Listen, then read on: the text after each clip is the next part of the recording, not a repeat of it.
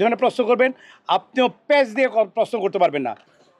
Highest 2 কোটি টাকা হতে পারে ওইভাবে বলি, বিকজ আপনি যদি আবার আমি ব্যাপারটাকে আমি কোনো নেগেটিভ কথার মধ্যে যেতে চাচ্ছি না, কেন তাহলে আবার নেগেটিভ কথার মধ্যে যেতে হবে।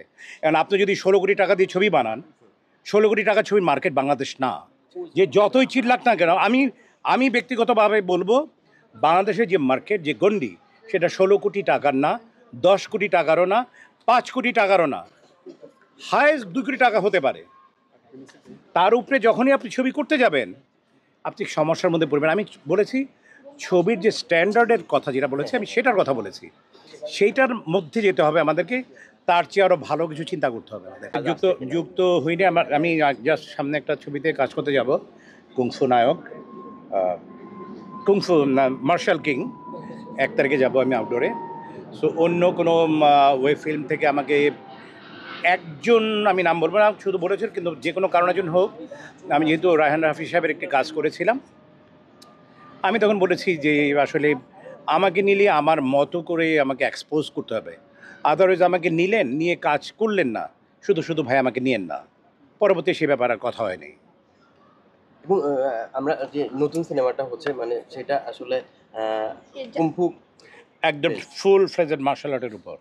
আচ্ছা, ওইটা নিয়ে একটু জানতে চাই। এটা আমি এখন মাত্র শুরু করছি। আমি স্ক্রিপ্টটা ভালো করে শুনিনি, তবে এর নামটি একটু বলতে পারি যে মার্শাল কিং।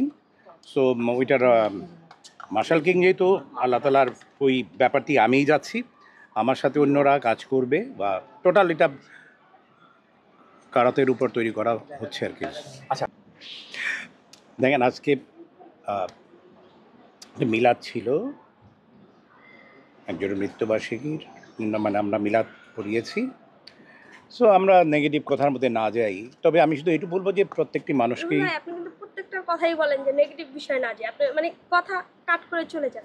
না আমি ব্যক্তিগত লাইফে, আপনি আপু দেখেন, আপনাদের সাথে আমি যতবারই কথা বলেছি, আমি সবসময় চেষ্টা করি, যেখানে যারা ভাইরা আছেন আপনি সবসময় দেখেন, আমি সবসময় চেষ্টা করি পজিটিভ কথা বলতে। I like to think positive, এবং পজিটিভভাবে কথা বলা পছন্দ করি। নেগেটিভ কথা না বলাই ভালো। যেটা তিতা তিতা তো বলতেই হবে, শুধু যে I like to speak the truth. আমি সত্যিটা বলি। তিতা আমি মানি না, but I like to speak the truth. আমি সত্যি বলতে আমি পৃথিবীর কেউকে ছাড়বো না। আপনি ওই ধরনের প্রশ্ন করবেন, আপনিও প্যাচ দিয়ে প্রশ্ন করতে পারবেন না। আপনি যদি সৎসাহসী হন, আপনি সৎসাহস নিয়ে আমাকে স্ট্রেট কথা জিজ্ঞেস করেন, দেখেন আমি সততার সাথে সেই স্ট্রেট কথা উত্তর দিই কিনা। আপনারা পেজ দিয়ে কথা দিয়ে আমার পেট দিয়ে কথা বের করবেন, আর আপনারা ফেসে যাব আমি, আপনারা সব বসে পোলাও কোরমা খাবে, সেটা তো হবে না। আপনাদেরও সেরকম সৎসাহস থাকতে হবে।